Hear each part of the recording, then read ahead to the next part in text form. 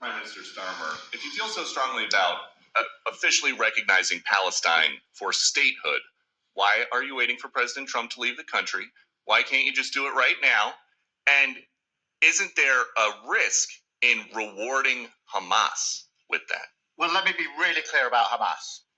They're a terrorist organization who can have no part in any future governance in Palestine. And what happened on October the 7th was the worst attack since the Holocaust. We have extended family in Israel. I understand firsthand the psychological impact that had across Israel. So I know exactly where I stand in relation to Hamas. Hamas, of course, don't want a two-state solution. They don't want peace. They don't want the ceasefire. So I'm very clear where I stand on Hamas.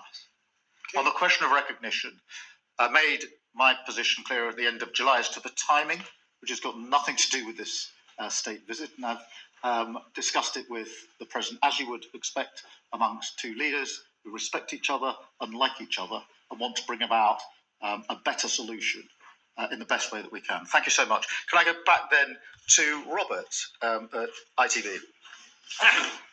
Robert Besson, ITV.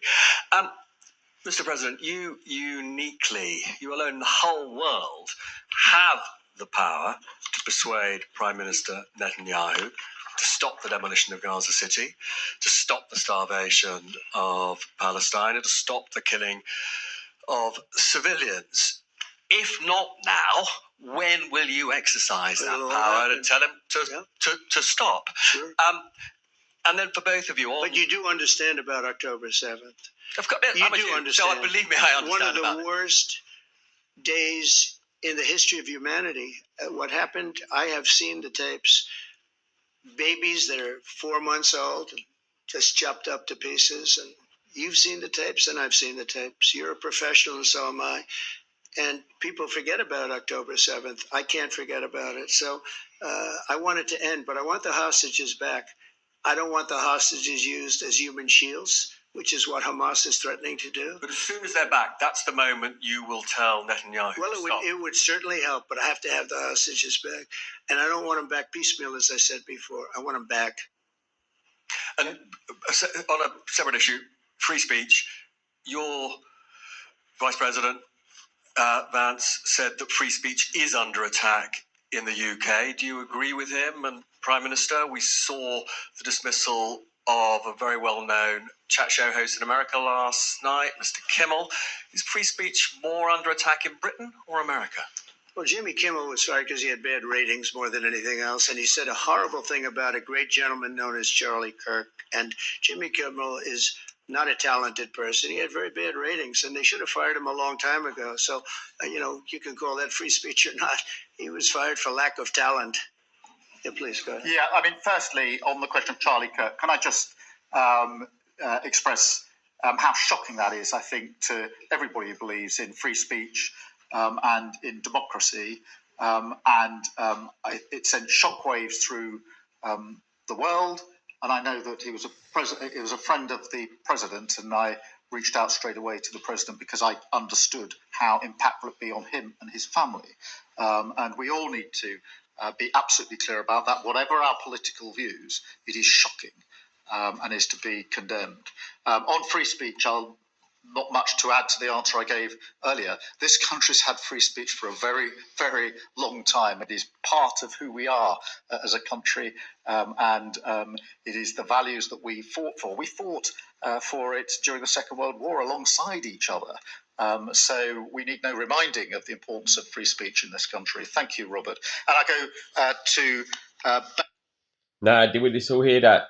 It's on tape.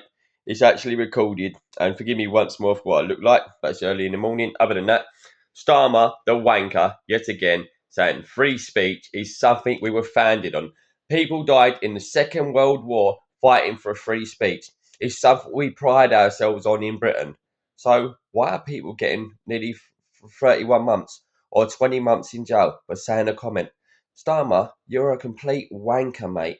In fact, you value everyone else above your own people. You put Muslims above your own people. You put them before the Jews, which bring a valuable contribution to our country.